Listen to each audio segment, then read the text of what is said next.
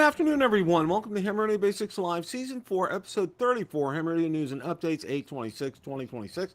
Hope everybody's doing well. Cooley here. Welcome back. Good to see you. Andy, good to see you as well, my friend.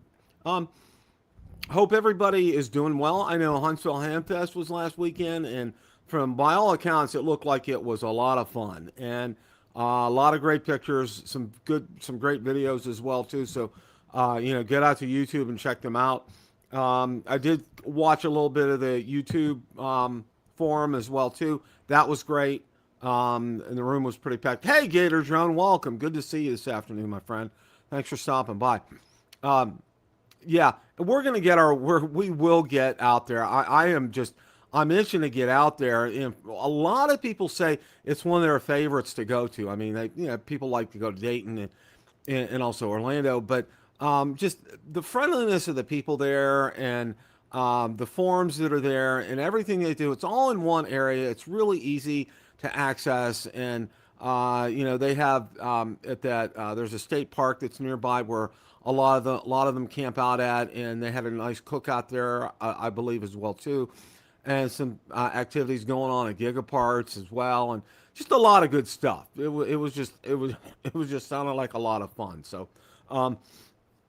just to let you know, the Tokyo Ham Fair is in 3 days, and our good friend Ray Novak from ICOM is going to be there. He put out a nice he did a little AI chat GPT thing, and ICOM's coming out announcing a new radio during the Tokyo Ham Fest. So we'll see what transpires out of all that.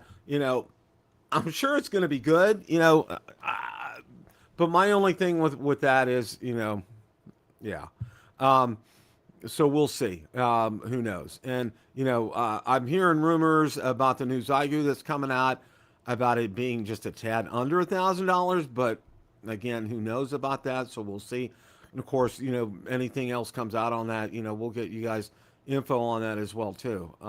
So we're going to jump into things today. Today, what I thought I'd like to do is go through the top 10 POTA antennas. And I'm not talking about specific, well, one's a specific brand, but most of them are just, infit, half wave, dipole, that kind of thing. I engage ChatGPT when I do these top 10 lists, and I collaborate with it, and I feed it some input in it, and it comes out with some things. And I really like this list. I thought it's very appropriate. I thought it's well done. So let me go ahead and start sharing my screen here.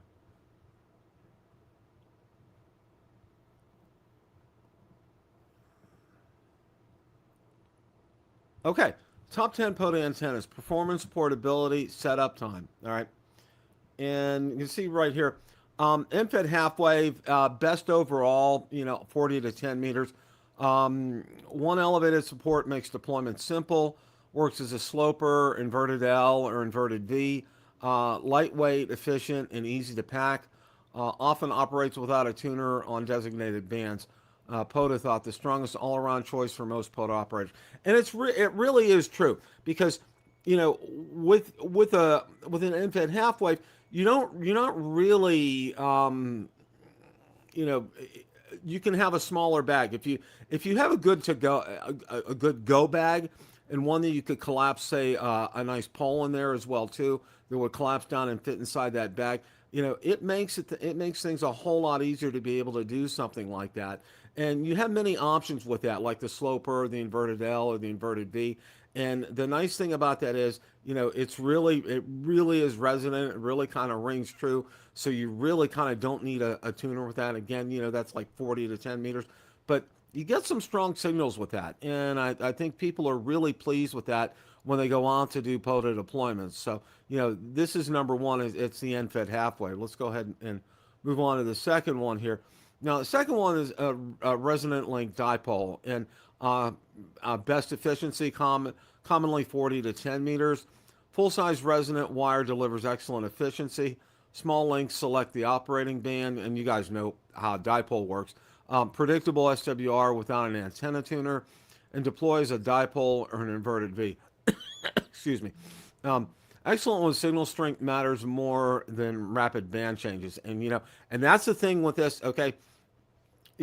It takes a minute to go ahead, and if you're changing bands, and you have to be real careful here that you're wanting to get the right band on here, because it does involve selecting those right lengths. So you got to kind of play with things here, and you got to be careful when you're doing this. But it's very efficient and it's very strong, and you get a really good signal from this as well too. So again, this makes this top 10 list here. It's really a truly an efficient type of antenna.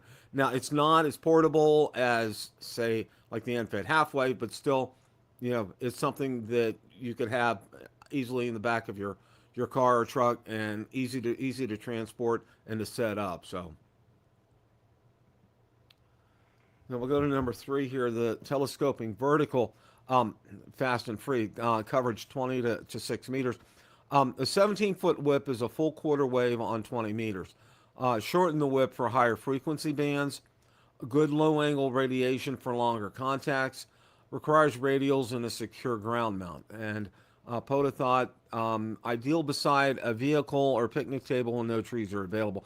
And that's a really good point for this telescoping vertical. Is its hallmark is, sometimes you go to parks, and believe it or not, they have very few trees that can be able to use for excuse me.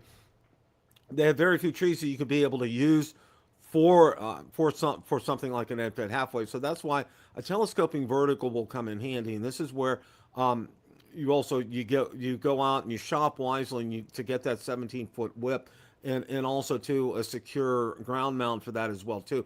Whether you're going to mount it on a tripod or so forth, but the other thing is, you really do need radials with this as well too, and you got to be real careful with that. And I know a lot of the big places like Gigaparts and DX Engineering and Ham Radio Outlet, they'll sell really good radials that will be the right length for you for this. So go out there and shop them when you're doing this, and when you're putting a package together. Have many, and one of the things I kind of want to stop here for a second. And when you're going out to do POTA, you probably want to have a couple of options in your vehicle with you, because an NFET halfway may not work that day. You may want to have a dipole with you. You may want to do that instead, or you may want to do a telescoping vertical, or some of the other ones that we're going to talk about, because it's important to be flexible. So the weather, the conditions, everything. So keep that in mind when you're doing something like this. So it's always good to have more than one option when you're going to do POTA. So you don't drive. Sometimes you may drive 45 minutes to an hour to get there. You don't want to come away empty-handed, so to speak. So so keep that open as well. But it works well. But the big thing with this is. And when you secure radials, and this is one thing I think a lot of new hams fall into this trap. They just think that you can just, take the radial out and plop it down on the ground. And what you want to do is you want to get probably, they sell those plastic spikes. They're just as good. Is to kind of get them taut when you do that. Radials work a whole lot better when they do that, and you put it out in a pattern as well too. I call it. Somebody told me years ago they called it like a starburst pattern kind of a thing. So that would be what I would recommend for something like that, for a telescoping vertical. Okay, loaded coil vertical, compact multi-band, 40 to 10 meters, adjustable coil and whip, cover several HF bands, self-supporting and easy to position. Radials are essential for good performance. Retune the coil whenever changing bands. And coils are great, and one of the things that you probably POTA thought, a practical balance of size, coverage, and tree-free operation. And again, that's a wonderful part about a loaded coil with that. What a lot of guys do is they'll take different color magic markers and mark 40 meters, 10 meters, so forth on there, so they know, and usually in different colors, so they can kind of color code things, and they know where things are, and they don't have to hunt and peck and take several shots at trying to find what band you're on. You're there right away, and it works, and that's a good thing. But understand that you have to adjust that coil when you're switching bands for something like that as well too. And it really does. It's really the nice thing about that is Again, it's tree-free operation, and I know a lot of people, a lot of times when they go out to do POTA, trees may not be available there. So that's a really good option to explore when you're going to a park, because there's a lot of times you can be going to a park you've never been to before. You may see like a layout or things, and you think there are trees there. Well, sometimes there aren't trees. So this is why, like I said, be prepared in your vehicle. Have more than one antenna option for wherever you're going to do POTA, so you don't come home empty-handed, so to speak. Number 5, Chameleon MPAS 2.0. I am so super biased about this antenna. It's not funny. Configure as a vertical, sloper, or wire antenna. Rugged components suit difficult field operations. Multiple mounting options support varied activations. More expensive and heavier than a basic wire. And these are all true. Every single one of these points are true right here. Covers 80 to 6 meters with a tuner. One of the things that you do need to remember is when you're doing a vertical with this, you want to make sure, they have a radial set that comes with it, and it's good. It's not great though. And I know DX Engineering, I'm not sure about Gigaparts or HRO, but I know DX Engineering sells a radial kit specifically for the Chameleon MPAS 2.0 that I would highly recommend that you get. It's about $30. It's worth every penny of it. It works like a champ. And you can see that red knob that's right under here, right where my cursor is highlighted. That's where the radials go, and it's so easy, and it works really well. And the ground spike that they have with the Chameleon MPAS 2.0 works really well. You really don't even need like a soft mallet to get it into the ground. It goes in really well, and the whip goes together real easily when you're pointing that up. It's collapsible, and I did end up getting a new storage case from the original one that I got, because the original one didn't really quite fit everything. So Chameleon came out with a different option as far as a carry bag is concerned, and it's much nicer and it works a whole lot better. This is something I really, if you can afford the $450, $500 for this, this is something I really recommend, because you have different options with this. Have it as a vertical, a sloper, or a wire antenna. Have it as a vertical antenna. You have so many different options here, and this is why I'll never forget that that Elmer told me after I passed my first exam. He said, if you spend good money, spend it on antennas. And that's one of the things that I did early on, was to get this, and I have not been disappointed with that. It has worked every single time I've used it. I am just so pleased. And they include some coax with it, with a choke on there. It's really all inclusive. You get what you pay for. It is a little more on the pricey side, but it really does a good job. POTA thought one modular system can handle almost any park environment, and that is so true. This is so vertical, so versatile. For me, it would probably be the only thing I might take. But no, I do take some end-fed half waves as well too, and some other ones as well. So this is something I do highly, highly, highly recommend here. Okay, ham stick antenna, 1 band per antenna. Mount vertically as a pair or 2 as a dipole. Quick to deploy from a vehicle or tripod, affordable and capable of handling 100 watts, narrow bandwidth, especially on lower bands. POTA thought a dependable option when durability and fast setup come first. And it is. This is a very fast setup. It's very easy to get set up. The one thing I do caution people, it does have a narrow bandwidth on this. So, you're not going to get, like you would on the Chameleon MPAS 2.0. But it's going to work, and it's going to work for that specific set of bands.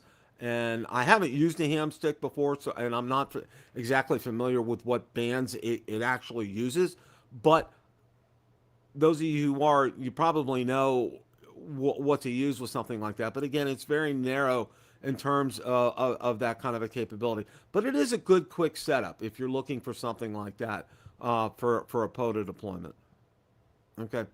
Off-center fed dipole, typically 40, 10, or 20 to 6 meters. Several bands without opening or closing links. Efficient wire construction performs well at height. Use 2 supports or 1 center mast as an inverted V. Feed line placement requires additional planning. And you got to think. You got to think when you're setting these antennas up, where also where you're going to be sitting down and where your radio is going to be and doing this. So there's some logistics in figuring this out, but it works well. And it's a strong choice for operators who want multi-band wire performance, and it really does. It really does well on multi-bands, and that's one of the strengths of the off-center fed dipole, and that's something I would encourage you guys to go ahead and take a look at and have that as an option. Super Antenna MP1, and this kind of came back as kind of a surprise to me, as far as the recommendations from ChatGPT one, and I looked at it, and you know what? The more I thought about it, the more it made sense. And it's obviously it covers 40 to 10 meters, collapses to approximately 12 inch. I mean, it's so compact. That's the wonderful thing about this. Works for trees and long wires are impractical. Adjustable loading coil selects the operating band. Narrow tuning rewards the use of an analyzer, and that's something. Yeah, you do need to have that wonderful antenna, have that SWR meter with you to help you out as far as that's concerned. Extremely portable, but efficiency is the price paid for small size, and it really is. It works well. I know people that have used it. I don't have one, but I know people that have used it and they've been pleased with it. But you really kind of got to follow the directions, and you got to be very precise as far as your whip and the length of the whip is concerned, and where the coil is placed. When you're adjusting that as well too, to get the correct band that you're looking for. But other than that, people have said that it works real well for them. They really like it, and they think it's a good option to have. To take with you in your car. And again, this is something where and it's a good point. The second point, where trees and long wires are impractical. A lot of times, you may be in a kind of a narrow area. You may not have a lot of room, and this is where something like this will come in, and it works well. And I know a lot of people that have used them, and it's something I would recommend because I know the people that have used them, and they've been very, very pleased with them. 9, a portable magnetic loop. And it covers commonly 40 to 10 meters. Fits beside a table or inside a covered shelter. No long wire, tree support, or radial field required. May reduce some locally, or you should probably say produce. May produce some locally generated noise. Narrow bandwidth requires frequent retuning. POTA thought useful when activation site leaves almost no room for an antenna. And a lot of times, you could be in a situation where you just have a picnic table, and it's in a narrow area, and you're confined. And this is something where a portable mag loop would come into hand. These are expensive. I will say that. Normally, I see them probably about $400 or $500 out on HRO and Gigaparts and DX Engineering. They work. But the other thing with this too is it does, because it has such a narrow bandwidth, you do have to tune this a lot, and there's a lot comes into play with that. But they do work, and it could be, this is an instance where I know a lot of guys that have used these, on a rainy day, because you don't want to go out there and mess around. I'm not talking thunderstorm, but just like a rainy day, and you're inside a shelter, and it works, and it works really well. So you're not outside getting all wet and everything, but it's something you consider as an option for something like that when the weather's kind of inclement. But again, keep in mind, several of these things. Number one, it's a higher cost. Number two, it's going to require a lot of retuning. It's something that you probably want to check maybe about every half hour to 45 minutes or so, because it does lose that. It doesn't. It's not as efficient as some of the other antennas, but it does work. And it's great when you are limited on space, and also when you have inclement weather, or say you want to you can do POTA inside. There's a clubhouse or something inside there, or something or other, and the other ones are all taken or something like that. So again, this is an option to pursue. It gives you some options that you don't normally have with that.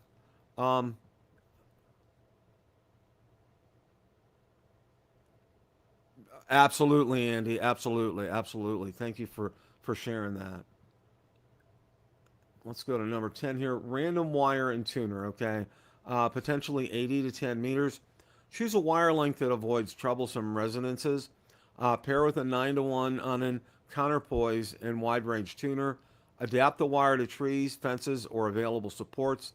Efficiency and common mode behavior vary by installation. And you can tell, I think this is a commercially available one here. I know something like this, spool tenna is probably one of the more popular ones. I know that a lot of guys use that. And this is very similar to the setup that you see right here. It really, these take a lot of experimentation to know, and especially you really got to have your SWR meter. You got to know how big your whip is, how long your lines are as well too. There's a lot of factors into this, and you really have to work and pay attention to this. And this is something I would say I would leave for somebody who I would call a kind of a seasoned ham radio operator, one who's had several POTA deployments before and kind of knows what they're doing, and especially someone who's really kind of knows what they're doing with the antennas. It's not easy to set up, but when it works really well. And that's something to keep into consideration and keep in mind when you're thinking about this. This is an option out there. A lot of guys like it. A lot of guys do it. They do a lot of their homebrew kind of thing, and they figure these out. And I know Walt probably has some in his book that would absolutely be fit right in line with this right here. And that's something I think a lot of us would really do well to study by. And that's one of the things that's on my bucket list is to get Walt's book, because that's one of the things I really love about Walt's channel. This is a quick little sidebar here, is the things that he does with antennas, and he's figured out a lot of stuff with antennas, and it's really simple. And you can make this simple or you can make this difficult, and a lot of times that's why I say at first, if you're a seasoned person, it's not as hard as if you're a new or inexperienced person and don't have as much experience doing setups like a random wire and tuner. But when you get some deployments under your belt and you get more familiar with antennas, this is something that I would encourage you to take a look at. And obviously YouTube is out there to help you guys put together a nice random wired antenna and tuner. So POTA thought flexible and inexpensive, but less predictable than a resonant antenna, and that's very true. Okay, the best choice depends on the activation. Start with a resonant antenna whenever the site gives you enough room. Best overall, 40 to 10 meters. It's an end-fed half wave, lightweight, multi-band, and easy to deploy. The best signal is a linked dipole. Full-size resonant wire with minimal loss, and it's true. It really is a very nice, strong, good, clear signal. The fastest setup is a 17-foot vertical, and I would agree with that. Tree-free operation from a compact footprint, and most versatile is the MPAS 2.0. Multiple configurations for difficult locations. For a first POTA antenna, choose an end-fed half wave and a lightweight telescoping mast, and that's something I would absolutely recommend as well too, as far as that's concerned. I think that would be great when you're selecting that for a first-time deployment, and I think that would go really well. Guys, I want to thank you so much for stopping by today, for spending time out of your afternoon to watch Ham Radio Basics Live. Well, I really appreciate that. Hope you find these top 10 presentations informative and useful. I have a lot of fun putting these together. They're really easy to do for me, and I really enjoy that. And it's really, again, this is something that really speaks to the whole nature of why I do my channel and why I've called it Ham Radio Basics, because I want to make things simple and easy and not complicated for you, because ham radio can get complicated in a hurry. I want to make it so it's easy and it's fun and enjoyable, because, bottom line is this: you want to be able to sit there and key up your mic and say CQ, CQ, CQ, and make contacts, because that's what we're here for. So that's it, guys. Hope you have a great rest of your week. As always, guys, it's a great day to make a QSO. 7 3s, everybody. Have a great rest of your week.